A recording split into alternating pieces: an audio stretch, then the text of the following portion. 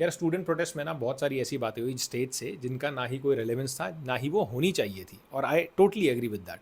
But मेरा सरकार से बस इतना सा सवाल है कि ये सारी बातें होने से पहले आप वहाँ पे प्रोटेस्टर से जाके सिर्फ बात करके इस चीज़ को ख़त्म कर सकते थे। तवा इतना गर्म होता ही नहीं कि ये सारे लोग आके अपनी रोटियाँ सेकते।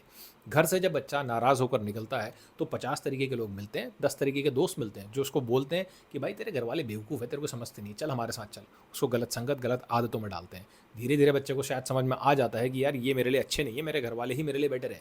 लेकिन ये हरकत करने के बाद, इन पे लाठियाँ चलाने के बाद एक अमिट छाप छोड़ दी आपने इन बच्चों के मन में कि किसको वोट नहीं देना है।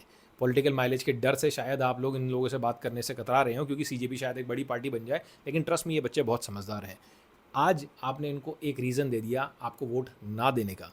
मैं इस बात से बिल्कुल डिनाई नहीं करता कि हमारे पास कोई भी ढंग का अपोजिशन नहीं है, लेकिन बीइंग इनटू दी गवर्नमेंट आपने जो स्टेप किया, I don't agree with that, I don't support that, and I think this is what the generation is going to do as well.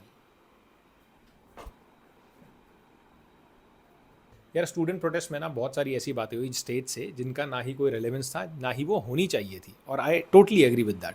But मेरा सरकार से बस इतना सा सवाल है कि ये सारी बातें होने से पहले आप वहाँ पे प्रोटेस्टर से जाके सिर्फ बात करके इस चीज़ को ख़त्म कर सकते थे। तवा इतना गर्म होता ही नहीं कि ये सारे लोग आके अपनी रोटियाँ सेकते। घर से जब बच्चा नाराज़ होकर निकलता है तो 50 तरीके के लोग मिलते हैं, 10 तरीके के दोस्त मिलते हैं जो उसको बोलते हैं कि भाई तेरे घर वाले बेवकूफ़ है, तेरे को समझते नहीं, चल हमारे साथ चल।